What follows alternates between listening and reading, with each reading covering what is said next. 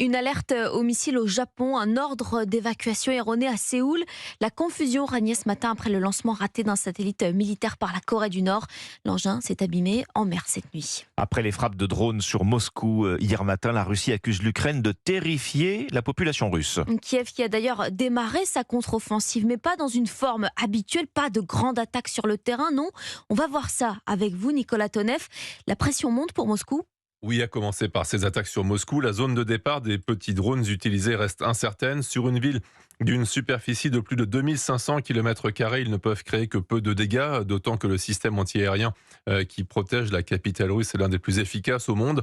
Mais cette tactique a le mérite d'apporter la réalité de la guerre aux plus de 11 millions de moscovites. Le Kremlin parle d'attaque terroriste de Kiev, pour rester dans sa terminologie d'opération spéciale et ne pas laisser arriver dans l'esprit de sa population l'idée d'un conflit en dur.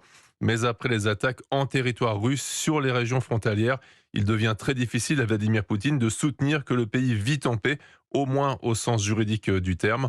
Du côté de Kiev, affirmer l'existence d'une guerre interétatique, démontrer que le territoire russe n'est pas tabou puisque c'est celui de l'agresseur, parachever l'angoisse russe comme le fait Volodymyr Zelensky en disant que la date de l'offensive est actée. C'est une réflexion stratégique et tactique qui met le Kremlin en position de réaction la plus difficile à gérer. Nicolas Tonev.